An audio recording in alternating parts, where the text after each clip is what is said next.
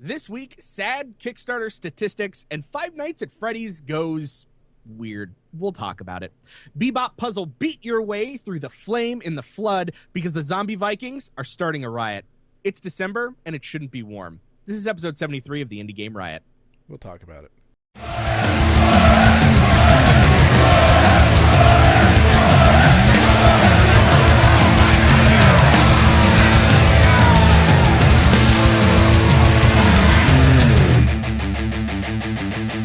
Indie Game Riot!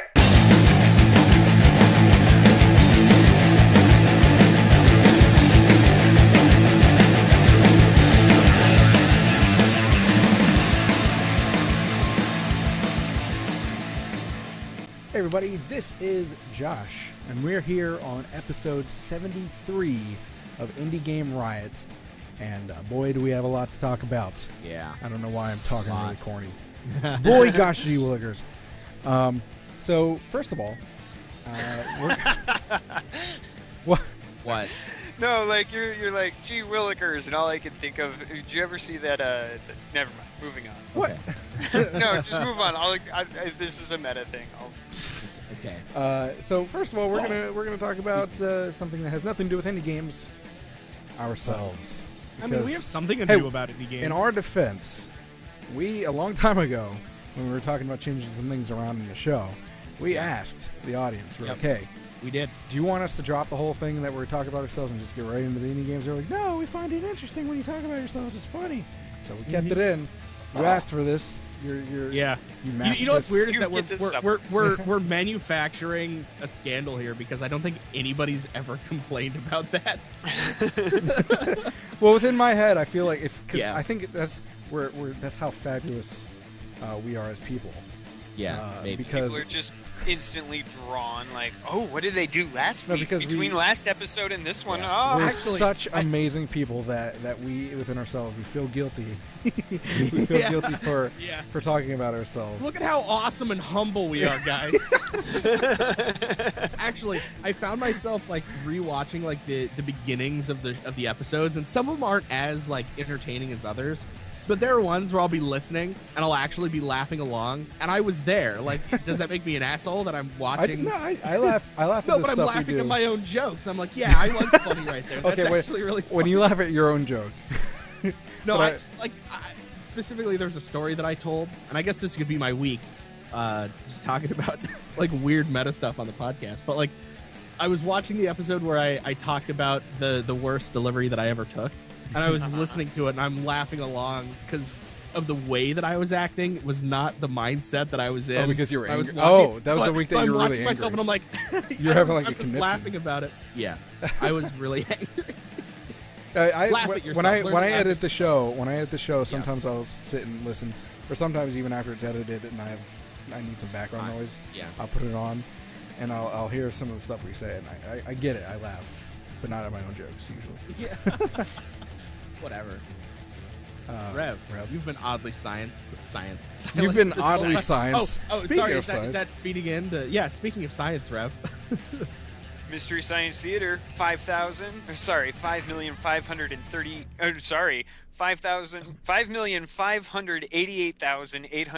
5,588,886 just came through. Like, oh yeah.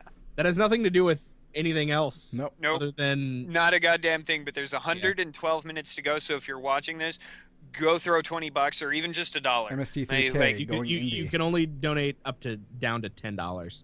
No, you can donate $1. Can you? Oh, You weird. just don't get a Oh, reward. yeah, that's true. Yeah. Mm-hmm. Go throw $1 at it. It's now at $996. So $4 more and we break. There we go. So Can I we throw just my- dropped $500. Can I find them and throw my pocket change at their face? They're in LA, so if you can make it right now, like in the next 112 minutes, yes. So if you dropped a penny off the top of the Empire State Building. Yeah, so I did nothing but work this week. I'm currently at lots of hours and MST3K. Good. And I played some StarCraft 2 last night, I think. Really? I don't know. Huh. I took sleeping pills, and I don't remember what happened after that. It's the only time you ever play StarCraft 2 is when you're like not coherent. Yeah. I think I played it. I don't know. I Also- feel like I bought it and never touched it, but it says I played like 75 hours. Yeah, it says I've completed the Terran, the Zerg, and part of the Protoss campaign. I don't actually recall doing any of this. Also, Not Your Father's Root Beer, really good. I recommend it. Someone else posted that on Facebook. One of the voice actor people I know. Is that a thing now? Is that like a popular? It's good. It's popular. It's It was weird because. Sorry, go ahead. No, go ahead. Like it's weird because I've done like homebrewing stuff and I've looked a lot into it, and years ago, like 3 years ago. You should call them and see if they'll sponsor us. They were there were a lot of talks on a lot of the forums about like trying to get like an alcoholic root beer, and everyone was saying that it's really hard to do and almost impossible because a lot of the fragrances and the tastes in root beer are signs in regular beer that something is wrong and you should fix it or you're going to have bad beer. And so there was this like backlash on a lot of like the internet forums about how like, oh, you can't have a root beer because the flavors are wrong. You're saying this company has achieved the impossible. No, I'm not saying they've achieved the impossible. I'm saying it's surprising that it came out so soon and that a lot of people aren't complaining about it, because there were a lot of hipster douchebags online who would complain I heard they're going to do a ginger ale too, I think. Yeah, they've already got that out. I need to find some. No, this is I like their justification for it. This is a beer flavored with spices. We like to think of it as a dark spiced ale with vanilla and honey notes. So, There we go. All right, that's actually pretty fair. Now I want some. $5,600,000. I swear to God, That's if you great. keep announcing that throughout the show, I'm gonna 109 minutes I'm gonna to go. rip my dick off and mail it to you so you can beat yourself in the face with it. You know what? If you do that, I will totally hit myself on camera, even just for you. Like I'll attach it to a stick or something. No, This is some like weird like ISIS shit No, going on right here. you- I don't know if I want to be part of this. I'll give you return postage as well. I would like it back. Go up Oh, to my he's wall. not. What, with your collection?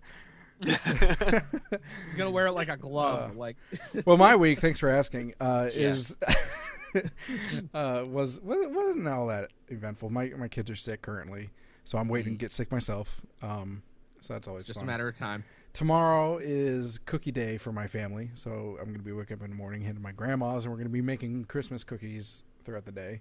Cool. Let's see what else. Is there anything interesting? After that is a Christmas party. A lot of work on the show behind the scenes. Again, can't thank Prep enough, but he has been helping us tremendously. And tonight, or was it last night or today, I threw another thing on him, asking him to come up with new graphics for IRX 16, because we're going to be starting that next month, the planning and preparation. God. Yeah. Get excited, We're though. starting early. So Well, yeah, we're gonna give a lot more time, and it's gonna be good. I'm excited for it, actually. So I am looking forward to the planning process and having the time to do it. it's really funny because as I was getting ready for the show, I was thinking like, man, I remember how tired and awful it felt to be done with IRX. Like I was dead tired. I was like, my ass hurt really bad. But I'm sitting there like, yeah, I can't wait until it happens again. Yeah, I enjoy. I get what you're saying. Yeah. And I really enjoyed it. It was good. Yeah, same. It was love. All right. Well, you know what else I really enjoy? Drugs? Indie news injection. Indie news injections right in my veins. Don't do drugs, kids. Don't. Are you bored with the same old games? Yeah. Why, then give yourself an indie news injection. Thanks, Indie Games. This week, Indie News Injection, the first thing we're going to talk about is a little indie company, a little indie studio called very Frozen tiny. Byte. Not very tiny at all, actually. They made some fantastic games. Probably most well-known would be the Trine and Trine 2 games. Awesome RPG, kind of top-down. Similar to Diablo, if you're a fan of those games, as far as the AAA comparison goes. But better in a lot of people's opinion, including mine. I actually like the one major difference for me is the inventory thing that because Diablo is like you spend most of your time in the fucking inventory screen. But anyway, Yeah. That's neither here nor there because Frozen Byte is actually making a new game. We get that thing up on the screen there called Shadwen. I think that's how you pronounce it. Shadwen. Yeah. Basically, right. they're calling it it's a true stealth game. I'm actually not sure. I'm assuming that what they mean by that is like It's not the new Thief. it's like in the not the new Thief, but probably more like the old Thief. But it's in the vein of like the like Thief. hardcore stealth. You know what I mean? Yeah. So, it actually mentions in the article that it's going to be like the great Thief levels that slap you in the face with a failure if you offed even one guy, which is I'm assuming they're talking about the original Thief games. Yeah. It looks right, like what I'm watching on this. It actually looks like it's more of a cross between, like the old Thief plus Splinter Cell. Yeah. Yeah. I was Like, sort of getting that that's too. kind of the vibe that I'm getting off it. Yes, Splinter Cell's another good stealth game, except the newer one's not so much. But this actually, I was going to bring this game up in our discussion, but just to briefly bring it up for now, is that this game looks fantastic. Yeah. So when you think indie games, they have limited resources. Although I'm sure they make tons of money from trying, but they had limited resources, limited amount of people usually. And yet they've come out with a game that looks beautiful. Yeah. And the reason I was going to bring it up in the discussion is comparing it to AAA games and what they can offer, all that sort of stuff. So, but yeah, I just wanted to point that out because they're an awesome studio coming up with a new game. Does it happen to have sometime in 2016? So kind of soon, maybe. Yep. Within the year. Yep. Excellent. Within excellent, a year. Excellent. A year somewhere. Moving on to games from game developers who have made games that lots of people like. Okay. Five Nights at Freddy's is coming out with a new game. It's a new Five Nights at Freddy's game. Five Nights at Freddy's Kinda. World. It's Five Nights at Freddy's World. What is Five Nights at Freddy's World, you may ask? Nothing. Okay, before I even start, this is gonna make like no sense to anybody who knows anything about this. But Josh, is this actually like a troll? Like, is this a joke? Not as far as I know. No, but like, I swear that this has to be an ARG. If or this was like April 1st, I might think it was. But as far as I know, this is made by Scott Cawthon. No, this is totally like okay, sorry. Hold on. For those of you who don't know, Five Nights at Freddy's World is a JRPG styled RPG where you play as cute childy versions of the things that killed you in the other Five Nights at Freddy's game. Happy. It's a turn-based RPG with like levels and that's actually a really good idea. yeah, but it okay. Well, look at it this way. Like, how many people give Scott shit for making a game all about jump scares, even though it is deeper than that. But that's what people. That's true. About. A lot of people do give him a lot of crap. And so now he's coming out with a game. It's still within the same universe. He's still riding the Five Nights at Freddy bandwagon because I would too. It's making him shit tons of money. Yeah. But he's riding that bandwagon. But he's actually making a game in a complete opposite direction. Yeah. Of what Five Nights at Freddy 1 through 4 is. Yeah. So, I mean, that's true. Even though you're like, what now? Even though you're weirded out by it, it's So the only reason why I'm like, is this actually a joke, is because it is such a departure from the norm. Yeah, it's definitely not what I was expecting. And if this is a real game, like me thinking this isn't a real game, isn't because I don't think this would be a good game. It's that like, is this game going to exist? I'm going to be honest. I actually probably will not play this unless someone gave it to me for free. Either. Oh, hey, if they got codes, I'd even talk about it on the show. Well, I don't know. I'd have to see, but I'm not a huge fan of JRPGs in the first place. Like the ones I do play have to be fantastic. I'd play it. Yeah. So, I don't know. Yeah, I Rev, would totally play it. watch Rev. I'm right, and it's like the first like 10 minutes is that game, and they're like, oh, you're awake. Oh, good. Now And then it's start just- your and then next it's just day. That'll penises. freak you out. Oh my god, that would be the ultimate troll if they sold you the game and you're like playing it for real, like you said, for the first 10 minutes, and then all of a sudden jump scare. Yeah. No, And then to like truly troll it, it'd have to be at like the 10-hour mark.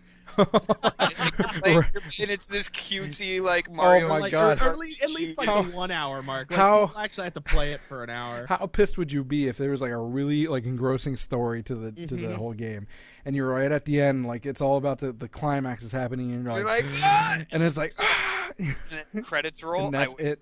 Oh my god. Oh god, I would kill somebody. Let's not give him any ideas. I would kill somebody so bad. I would It laugh my ass Killed off. so bad before. I would give him kudos.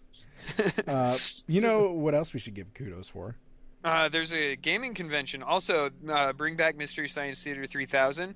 $5,610,590 with 94 minutes to go.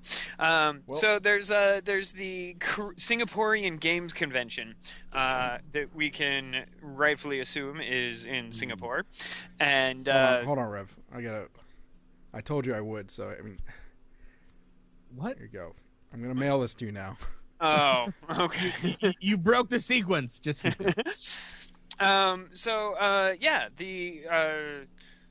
developer for Street Fighter X Mega Man joined up with a couple of other developers and made a mobile game that it's a side-scrolling puzzle adventure-y type game so far as I've been playing it, because I've actually been playing it, but every character changes the mechanics in some way and has a new thing, and it's all their individual characters from the game.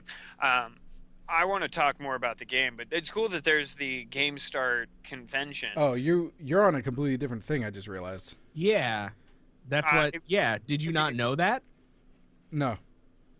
Oh. All right, go ahead and finish what you were doing. Skips. Anyways, that was the order of the tab in my browser. It's a really cool convention that we can't go to because it's in Singapore. Yeah. And Unless you want to pay for us to go, then we'll. right.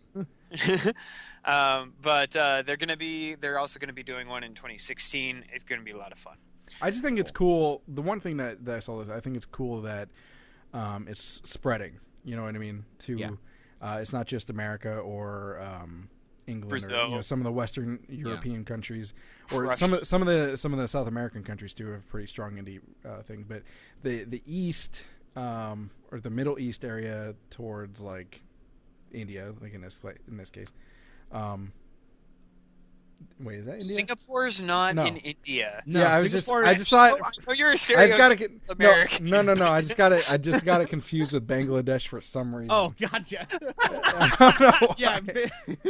Hey, don't you know know what? why. You're right. Not a whole lot of indie games come out of Bangladesh. Yeah. I wonder if they have bigger problems to take care of. I don't know. But anyway, Oh I my. still think it's I still think it's cool that that other countries are getting into it that don't Yeah, have a seriously. huge that don't have a huge. Hey, I graduated high school and went to college. Yeah. So anyway, back to the thing that you were supposed to be talking about first. You don't get to justify where I do in my thing. If it's tagged by me, I'll talk about it. So this week on Going This is Mobile. the first time this is happening. Okay, so remember we talked about it a while ago, the Indie Game Garage by Taco Bell, which we were kind of like, oh, this is Taco Bell wanting to pretend that they're hip again because nobody gives a shit about Dorito tacos. Despite the fact, by the way, if you're high, those are amazing. Don't do drugs. Taco Bell, indie game developers. So get it all together, and you get to do the experts, where it's Rooster Teeth and what's your face for Mass Effect 3, and some streamer. Like apparently these people all really know everything about indie games. But they finally got the results in, and some of them are actually kind of interesting. Dan and Gary Games. Deli Interactive, Robot Games. Deli Interactive, we know them. Yeah, we do. We know celebrities. Yeah. Taco Bell noticed somebody that we found. They did a panel on RX-15. If you Yeah. weren't there, you should go to RX-15. So they've done like it's the developers of Super Daryl Deluxe and Deli Interactive did We Need to Go Deeper. Robot Games did Treasure Adventure World. Oh, we know them too. Bulldozer Games did Smashy Brick. Adversary did Red Cobra. Wobble Entertainment did Dub Wars, which, by the way, that is an awesome game. I saw that one at Indiecade. Next Reality did Blank. I mean, there's some really good choices in here. Yeah. Star Made, etc. Treasure Adventure World from Robot Games. Wait. Tech and I met them at Yeah. MagFest, and then I met them again at Indicate East. But Rev, I don't think you met them. So No, I don't think so. You know, good on you, Taco Bell. You didn't completely destroy this like we thought you would. I guess you can do it again. We're not. Yeah. Although honestly, like I guess other than like the recognition, the prize kind of, I mean, $500 in Taco Bell gift cards, I guess. But hey, Yeah, Hey, fun Hey, stuff. you know, if you're like, I've got food for the next $500 covered. although Like, they, come on, although like- for them for their own technical prowess, they do have access to a private forum with like industry experts. So, Yeah, there's so- that. Wait, Although their definition of Expert, industry as experts. I pointed out, was Jessica Chobot. It's a terrible What? name.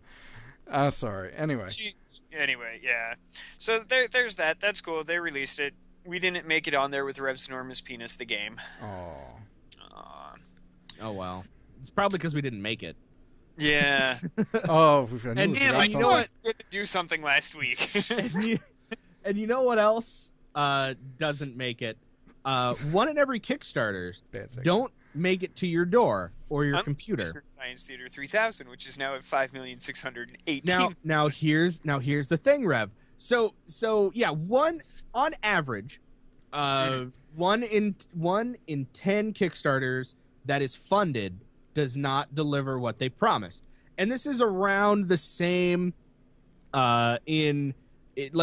around similar failure rates across all. Let me all crowdfunding. real quick. Let me ask you. on the categories. Real quick, Okay. real quick. Let me ask you. By does not deliver, is that like literally like no thing to be shown for it, or is it Like an opinion to who like this game So- isn't what I thought it would be? so they took. So they surveyed a bunch of Kickstarter backers, like 34,000 Kickstarter backers, 47,000. 47,000. Thank you. I'm not at that part of the page. and they and then they like graded it on like whether it's like a narrow definition of failure or a broad definition of failure. So they weren't going on like oh yeah, well I didn't get the thing that I said would be made and then shipped to me. That's a failure. Whereas like maybe the Yogg's cast thing not going through, but them getting something would be like not classified under a narrow failure. And it's looking like crafts is the one of the more possible categories on Kickstarter that will have a failed funded Kickstarter, but games like crafty things, and so is film and video, but games not as much as you would think. Like you'd think like a bunch of Kickstarted games that get Kickstarted don't actually make it. Right. Like we know that, but you'd think that number would be a lot higher. And I'm looking at this graph and I'm like, well, I mean, it's lower than journalism, Well, the or it's higher than journalism, but it's not. The one stat that I found interesting, with you saying that, but I'm happy is a thing, is that 73% of the people that felt like they got screwed said that they would still back anyway. Yeah, they would back again. Yeah, that I think that's a big important part. The other part is that it based on where it fails. Like that 10% mark is failed to deliver according to at least one of the backers of that project. Whereas if only 5.6% of successful Kickstarters are considered a failure by all of their backers. Mm-hmm. So I wonder how that actually. I didn't get a chance to actually read through the. Actually, yeah, that's study, a good point because then that puts the failure rate by amount pledged graph into a little bit more perspective. And I don't know the numbers that they're specifically using for this graph. There's probably a blurb about it in the actual paper that you can like download and stuff.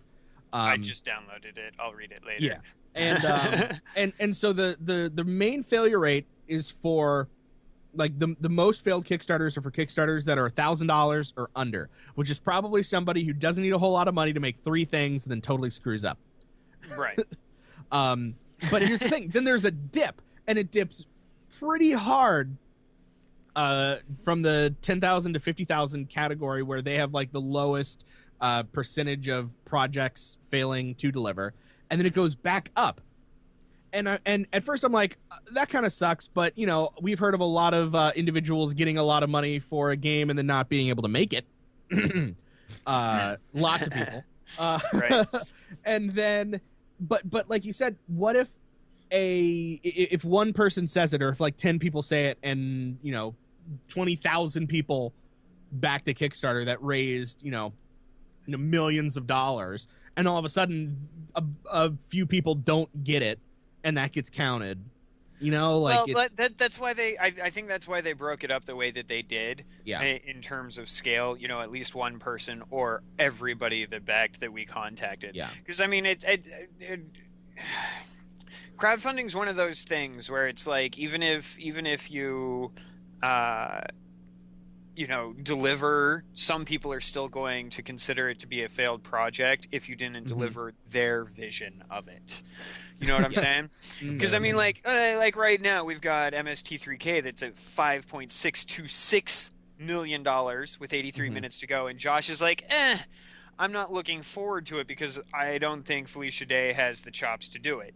So, like, even if Josh pledges, $50 or $20, whatever, and they completely deliver everything that they promised, including all 13 episodes of the new season.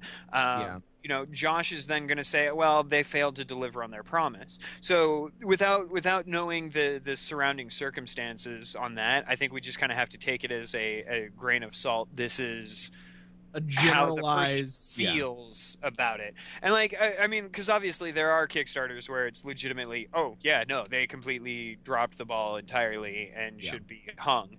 But yeah. And for God's sakes, hope that doesn't happen now that you can get sued for it. Yeah, right?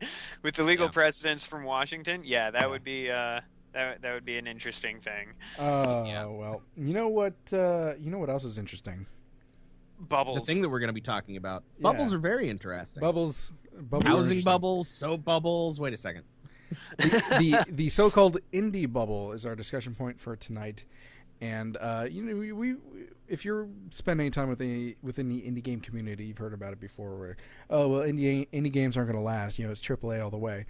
Well, I was thinking about this yesterday. I would actually say that argument should flip itself on its head. That's what my thought was. Yeah. Because here's my thoughts on this. Was that so indie games, they have a limited amount of resources, limited amount of team, like people to work on it, and so forth. Usually, and therefore the games are, while excellent games, a lot of times are not groundbreaking in the sense of technology or graphics all the time. Okay. Which is what a lot of people consider to be progress within the video game industry. Okay. Right. So. Whereas AAA games have the resources to do that. However, said resources often are within like hundreds of millions of dollars. How much do you think got spent on Fallout 4? About $60 for you. No, period. That company spent in 1 month alone $14 million on advertising. You know what I mean? They have a huge budget. So, which is why I think what you said, this should be flipped, because how many AAA games can you say legitimately make up for the huge budgets that they have? Think of it like this. You spend $500 million on a game, you've got to make $1 billion back. You know what I mean? Yeah. Like, not necessarily, but you know what I mean? It's, even though there are games that do that, like Fallout 4. Fallout 4 broke records. Yeah. You know, the Call of Duties do that and blah, blah, blah. But the majority of them do not. They barely make it even, you know what I mean? It's a lot of them lose money. It's like Hollywood, same thing, where they spend all this money in making these big budget movies, and then no one, it's a piece of crap, so no one goes and sees it, or it's too expensive now, so they don't buy it. So, because of that, AAA games are really starting to,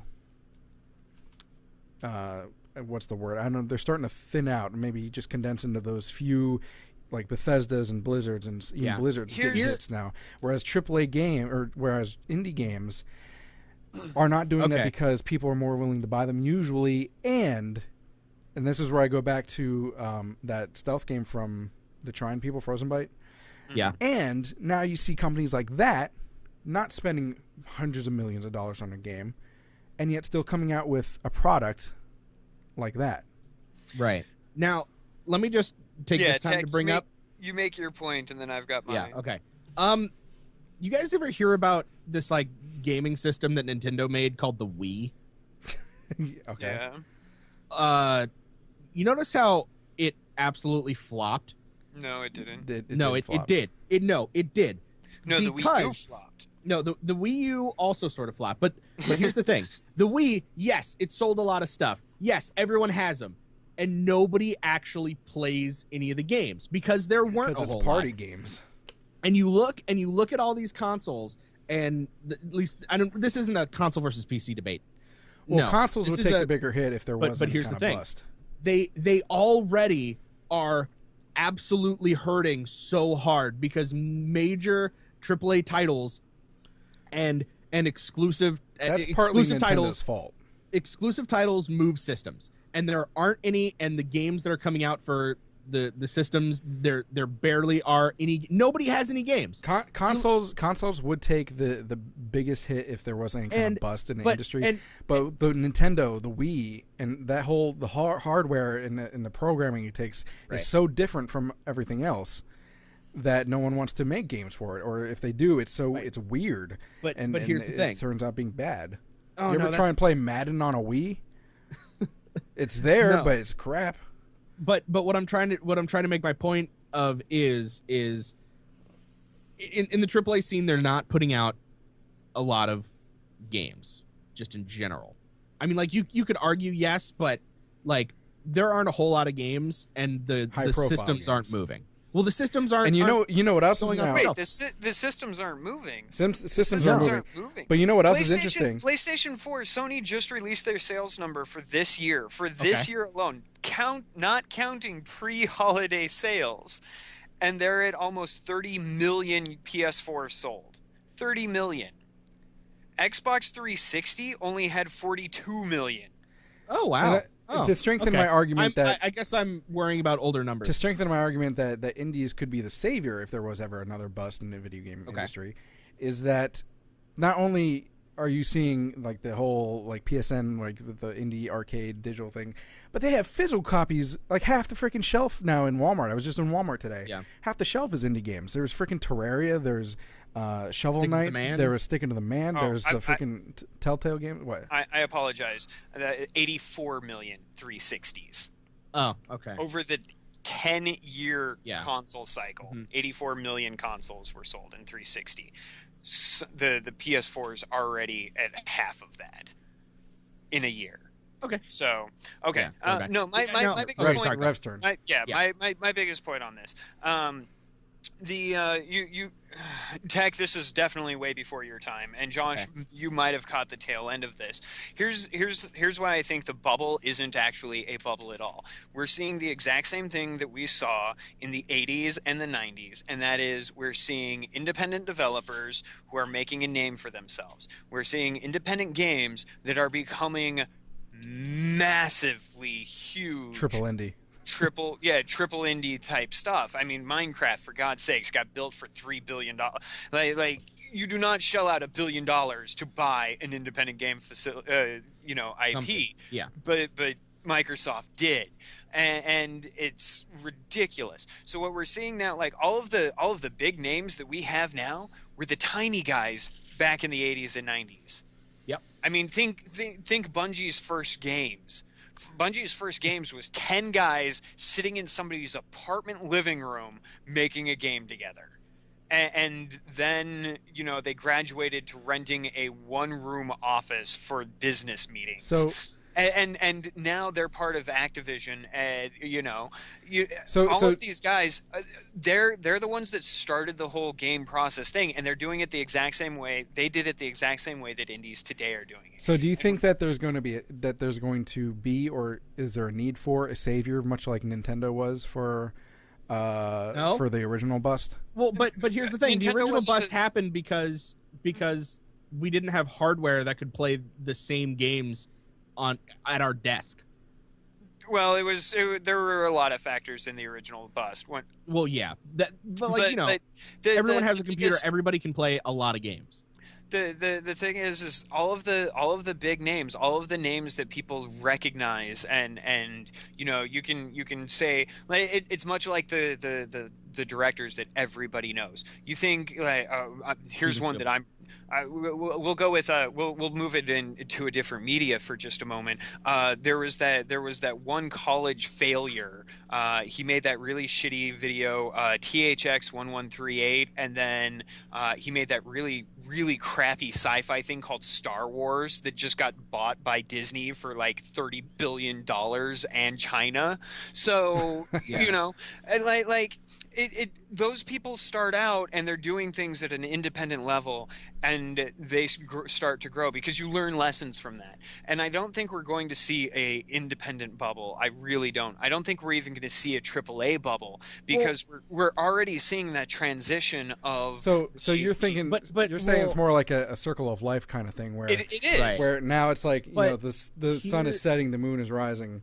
It's kind of we've got the next wave, the next generation of AAA that is currently working, and a lot of them are coming out of AAA. That's the part that really excites me about this, is that they are, there are guys that are coming out of AAA. So they're kind of doing smart thing where they're going back to the thing so they can shift right back into the AAA.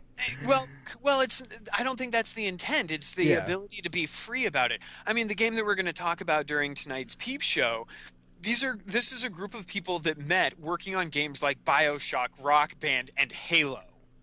Like you can't get any more AAA than some of the largest selling games in history, and they're coming out and working together to make their own first game as a group. And obviously, they're going to have the knowledge that they brought out from AAA with them. And it's just going to end up going back in. If they're successful, they're just going to keep building and building and building. And in 15, 20 years, we're going to see this same little group, the Molasses Flood LLC, becoming the next Bungie. Yeah. Here's the thing. We've been focusing a lot on the product. All right? Okay. The games, the systems. What about the consumer? Because I feel like the reason why the whole indie bubble thing exists is because people are looking as consumers at indie games and looking at like, and they don't have like the background knowledge or the connections or the where to look vibe that we have because we've been doing this for a long time. They're just people who play games and they're like, indie games, dumb game, really bad, obviously shovelware. None of these matter. I'm looking at all these crappy games. I don't think I want to trust indie games. You're talking about different kinds of players too. Like there's the gamers, quote that are, and Rev might fight me on this one, but quote gamers that play Call of Duty and maybe Madden, and that's it. Yeah. The competitive shooters and things like that. They weren't in the market for indie games in the first place. But they're the ones that are complaining, is what I'm saying. Are they? Are they? But that's what I thought that was the point that you were making. No, I mean like consumers who are interested like in games like on Steam. If you go to the like indie section on Steam, it's going to be a bunch of games that you've heard of, and then a bunch of games that you don't care about. Well, okay, then in that case, But that's talking about the people that are that's a interested. marketing thing. Talking about people that are interested in Steam. What about, is it not necessarily indie games in general, but the fact that they're seeing, because of things like Greenlight, that they're seeing an influx of terrible games. That's true. But would that as a normal consumer change your view on like buying a bunch of games? Like obviously people are going to buy games that they know are good, but if less people are buying games because they, they're like, oh, this is all crap, like I'm done with, games or like indie games, or no one's making anything that I'm interested in, except for like, a few people who are holding out and telling their friends to do it. Like there could be a lot of, disgruntled customers, disgruntled gamers who are like, I'm done with this, I'm not putting up with it anymore. And it's not going to be a pop. The bubble isn't going to pop, it's just going to get smaller. There could be, but I don't hear. We have more games available to us right now that came out today. I think it has a problem with cynicism. That's what it is. I think in large part it's that, and I think in large part it's a matter of the lack of knowledge, because I mean you think about the games that a lot of people talk about, the indie games that people know by name, like I mentioned it last week, how like the three of us were like 3 months behind the rest of the world when we go to talk about it. We're like, hey, this is a really cool game. Everybody's like, oh yeah, that was last year's thing, or like there's this really cool game that I just heard about last week, but I found out it came out in 2012. And there's an element of that in large part because of the sheer quantity of games. Yep. And unfortunately, indie games are being lumped into, and I don't say unfortunately in terms of, like, oh, it's sad that they do, but in terms of acknowledgement, indie games get lumped into mobile games. Yep. For a lot of people. A lot of people, because that's where most people are playing their games right now. And like statistically, more games are played on an iPhone right now, like being played right now, than on every console and PC in the entire world. I think part of it is cynicism and the fact that gamers are fickle, too. Because I mean, you mentioned, like there's this big influx of games coming in, many of which are terrible, but you mentioned that so many people are making games right now. Why is there to complain about in that case? Exactly. Because here's the other because thing, there's so many games coming in. Just step through the ones that are bad. Do a little bit of due diligence and research if you're not sure about it. And there's so many places to get information from. How can you not know? Yep. And then the fact that it's so easy to make a game just makes it more likely that there's going to be amazing games to come out. And on top of that, like, and I'm surprised we haven't even touched on this, but I was actually thinking about it as soon as this topic even came up before the show started. And we know a lot of very passionate developers who aren't going to stop because a Kickstarter goal didn't get made. Yeah. Like these game developers, they're going to, like, if it's not all about the money and it's just about the game. And there are a lot of AAA developers who I feel are like that. There are some AAA developers who I think are just like, let's make a game, let's make it good. And there are a lot of really small, like, one-person indie teams who are where the guy or the girl on her computer are doing like, oh, well, I have $20, let's make a game. And they're going to make a game, and they're going to make it as good as they possibly can. And we've seen amazing games come out, like Cave Stories, like one dude. Yeah. That game's huge. That's awesome. You've got like all these devs who are on IRX and who we've had on the show, like Tim Donnelly. Tim Donnelly's gonna make his game. It's just him and like what, two other people? Yeah, he's gonna make the game's gonna get made. He's gonna make it. It doesn't matter if he made $1 million on Kickstarter. He wants to make this game. It's the game he wants to play, and he's gonna make it. And I can't wait. Oh man, he keeps pushing it back. I'm like, damn it. I know. I keep doing the same. Like, well, when is it? Oh. I think that's why I don't think that the indie bubble is going to pop. I think it's probably going to deflate. I think we're in consensus saying that there is no really concern of an indie bubble bursting, and that the video game industry, and correct me if I'm wrong, I saw you shaking your head, and that the video game industry is not in any kind of, any kind of mortal danger of being ruined. Not at this point. At this point, games are such an integral part of society. Yeah. Well, they're just becoming more and more integrated. Well, it's kind of like being like, oh, there's going to be a movie bubble. Yeah, well, people that's are more likely stop than video games, I think. Well, the TV bubble happened. So many studios moved out of LA to shoot their TV trailers and shows that LA was like in crisis mode because they lost 22%. Well, maybe don't overcharge your shit, LA. But anyway, Exactly. I think we're in consensus saying that there's nothing to worry about. But if you have an opinion or maybe something we didn't touch on, please put it in the comments or something like that, or email us anything at all, and we'd like to hear from you. I'd like to hear for your opinions and thoughts. You know what else I'd like to hear? Some rioting. Someone starting a riot.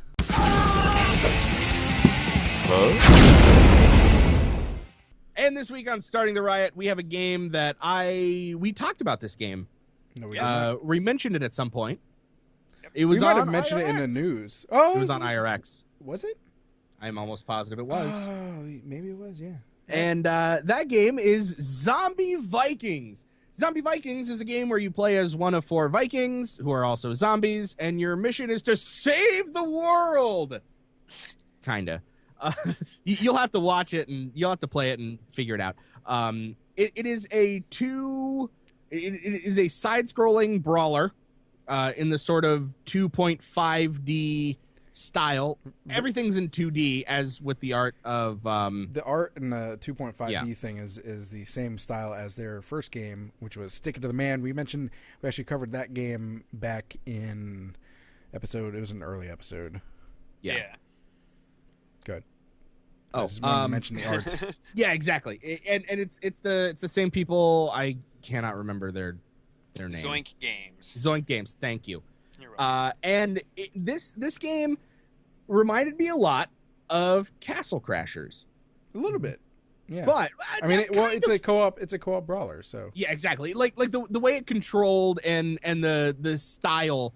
Like at first I thought Castle Crashers, and then when the level design really showed its reared its head, and I was interested and scared when it told me to walk backwards.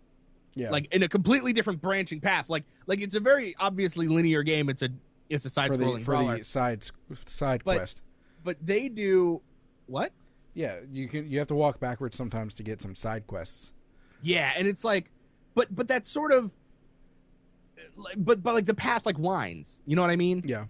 It doesn't always go just straight. You're like, oh, now you're on a wall and now you're in a room. It's like, oh yeah, you're being chased by this thing, and then you fall into a ledge, and now you have to run back along this other path, and then across this river, and then back down again, and you're going down this crazy mountain, and then oh my god, the thing happens again, and I really liked that.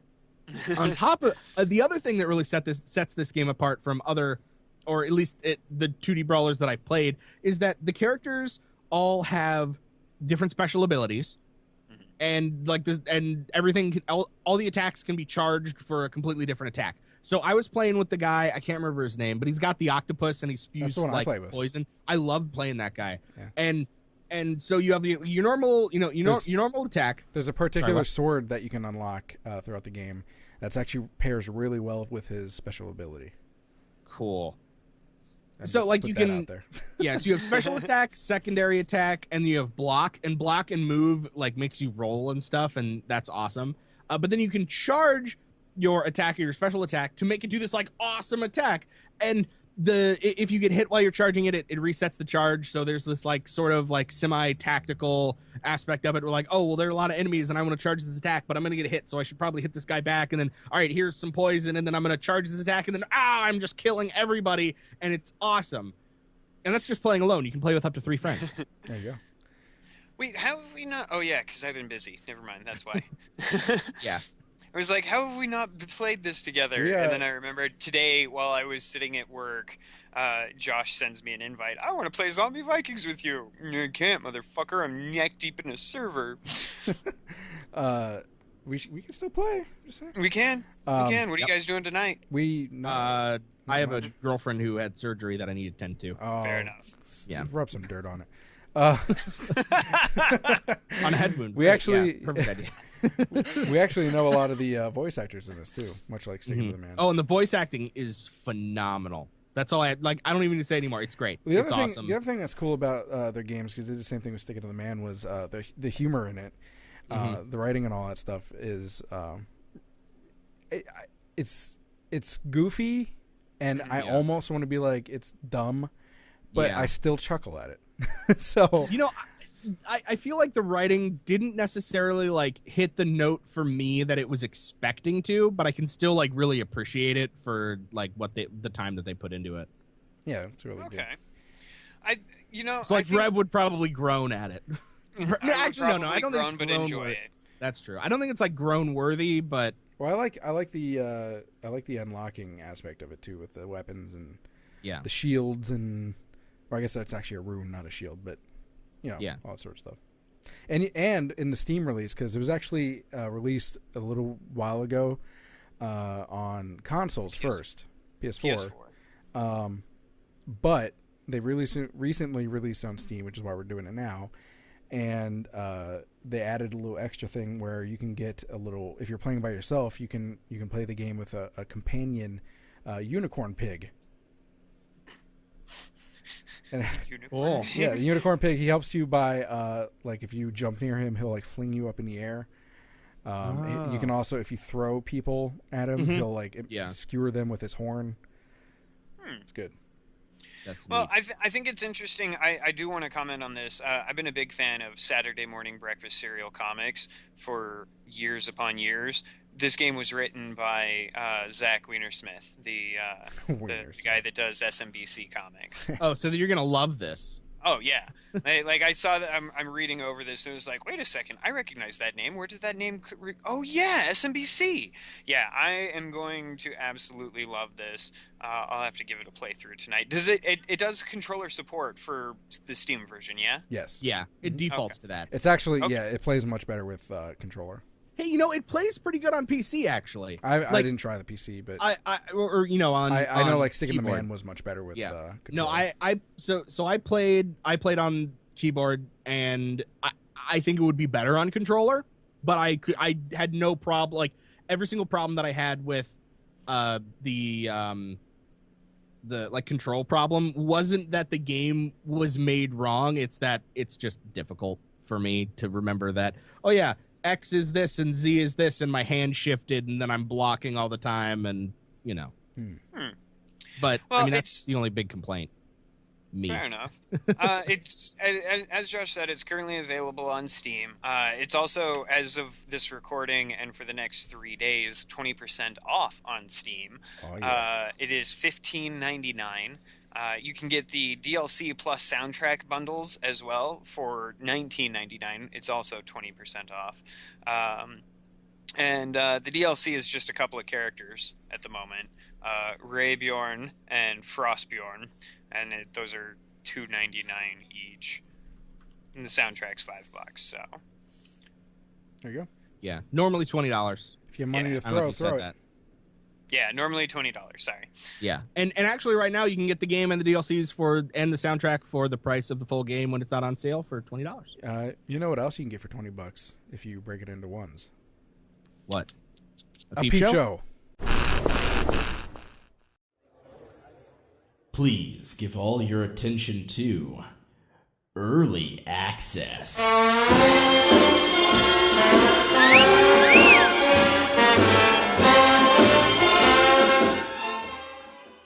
This week on Peep Show, we have a game that Rev actually mentioned earlier before was made by AAA devs coming into the indie scene and making a name for themselves. That name, or the game name, being the Flame in the Flood, which sounds super artsy. By the way, it sounds like a dark folk song to me. That name. I don't know why. And it gives you that feeling because it is kind of folky in every sense. Yeah.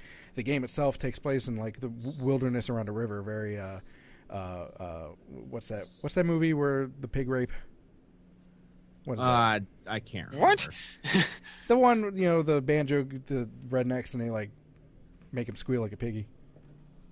Anyway, Burt Reynolds. I can't think of the name for Dukes some of reason. Hazzard? No, much darker than that. Anyway, it's in that kind of wilderness, and the music. First of all, some of the best music I've heard in a long time. I love this music. I would buy the soundtrack by itself if it was just a soundtrack. That available. And the art in it also very folksy. Folksy is like the key word for this game. Deliverance. Thank you, Prep. Didn't we talk?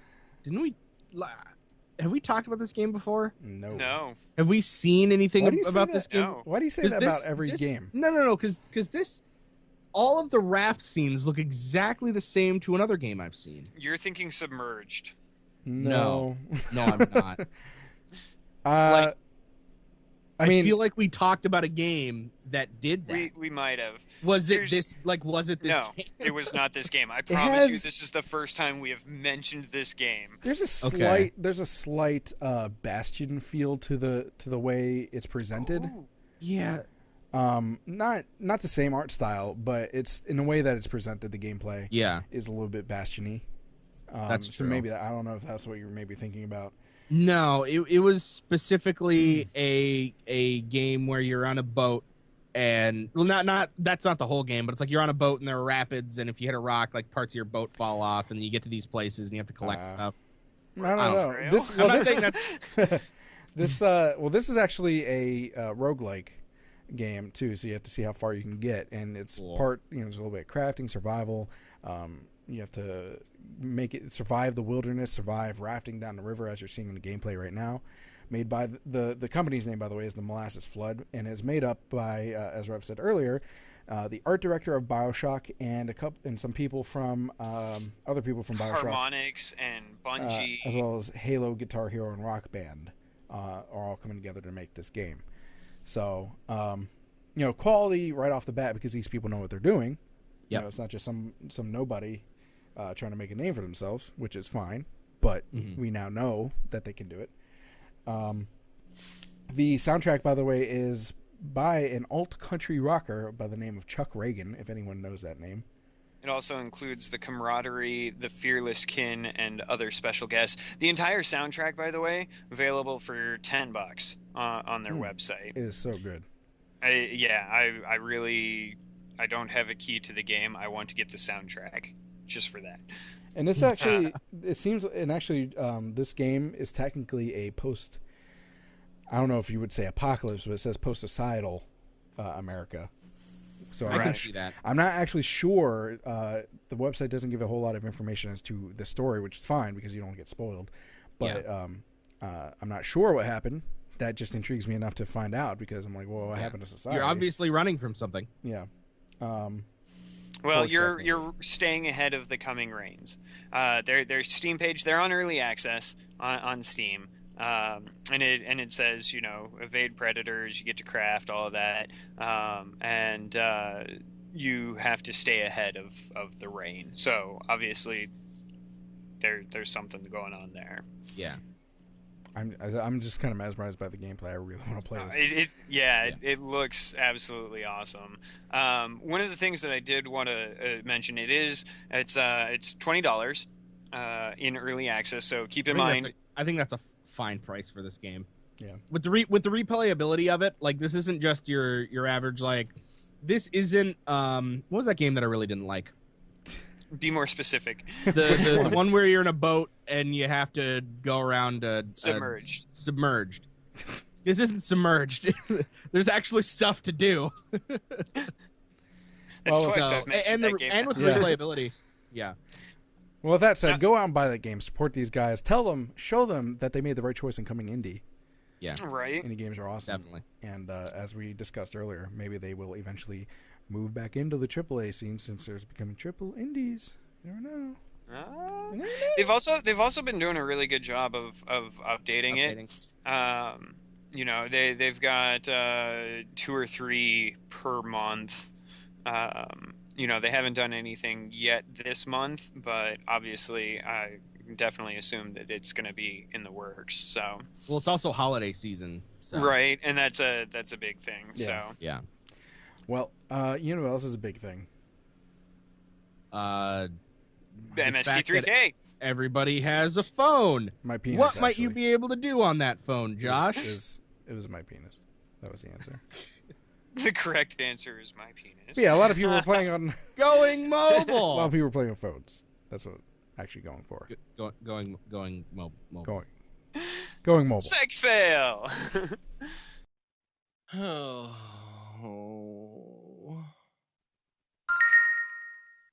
Huh?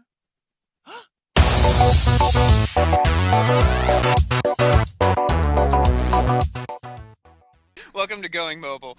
This week we've got BEBOP Puzzle Beat, and when I saw the title for this, I was really excited. I'm a big fan of Cowboy Bebop. They have an amazing soundtrack and really good story and awesome game. Oh wait, no, that's an anime, not a game. But yeah, I was really expecting something along those lines. Really cool storyline, really cool music, and I got at least one of those for certain. The BEBOP Puzzle Beat, iOS only. It's coming to Android soon. No ETA yet on that. Sorry about the video mess ups. I was screwing up real quick. Go ahead. Good You job. missed my air quotes. But yeah, no, the soundtrack for this game is absolutely phenomenal. Because I don't have an iOS, me with my Android phone, it seems to be kind of a match with various quirks to the mechanics behind it. But it definitely looks to be intense and fast paced. And I don't know how well I'll be able to deal with that because it does seem to rely a lot on. There are shapes in there. Was there? Yeah, there was a couple there's that I shapes. saw that were not. Oh, weird. But yeah, no, it looks like it's going to be a lot of fun. The soundtrack, I don't know. This is like the episode for soundtrack, right? Like Yeah. episode soundtrack 73, episode. everybody is loving the soundtracks. And Bebop Game, Puzzle Beat, it's got this really cool jazz kind of up tempo type feel to it. I'm actually more interested in the soundtrack than I am the game, if that makes sense. Oh, when it actually comes on Android, you'll probably be into the game, I would imagine, because it looks. I imagine so, but at the same time, as it stands right now, like the soundtrack is what's really going to get me to play this. Period. It's 120 levels. You don't even play the game; you're just listening to it and just fail. Like, listen to the menu music for hours. Over 120 levels. 10 different game modes that require everything from battle to defense to what they classify as thinking man puzzles. Not thinking woman. No. Yeah, thinking man. thinking man. These sexist fucks. Yeah. No, the soundtrack is listed as one of their prime features, and I gotta agree. Based on the trailer, I'm gonna love it. And all in all, it's also free. So it's not only a mobile game, but it's a free game. So you can play it on your iPad or your iPhone now. It's available on the App Store. Soon to be Android. BEBOP Puzzle Beat. Check it out. It is... it's awesome. No, so there is a little bit of story. Bosco, Miles, Hot, and Jelly go on a journey that takes you through a forest and whatnot to rescue the singer Mila from an evil shape-shifting wizard. Dun, dun, dun. So go check it out. App Store now and soon to be on the Play Store. You and know it's what by else is... Plastic Dreams, I believe? Yes, Plastic Dreams. Plastic Dreams. You know what else is soon to be? It's the end of Science Theater. Indies as we know it. I don't know. The end of the I like show. that. End of the show. The end of the show. Just to remind everyone, if you like what we do, you want to help us make this show even more amazing and awesome because we are humble, and help us help the indie game community and do all the sorts of dreams that we have listed on our Patreon. page, please go to patreon.com/Indie Game Riot and consider helping us out with a monthly donation of some sort that you can afford. It would be very much appreciated. Thank you for your consideration. If you have any kind of indie game news, if you know of an awesome game we haven't talked about, or someone we should interview, or anything involving indie games whatsoever, please consider contacting us. There's lots of ways you can do that. First of all, we record live at usually 9:30 p.m. Eastern Standard Time on hitbox.tv/JaShinYa. You can chat with us in the chat there. Or you can go to Twitter. We are at IGR Podcast, or Facebook.com/IGR Podcast. Or you can just email us, contact@IndieGameRiot.com. All this information and more from Indie Game Riot is on IndieGameRiot.com, so please visit the website. Any last words? Apparently there are a lot of good games coming up. Oh, so many good games, and I don't have time. Yeah, There's a lot of good games. that's going to be the big thing. Next episode's going to be good, too. It's gonna be Next good. episode's going to be not the Christmas episode. Nope. It's not. What month Hey, is it? are we gonna do the Christmas? We'll talk about. We'll it. have to talk about We'll that talk one. All right. Well, in that case, say goodbye. See you next time, guys. Have a good one, folks. Doodles.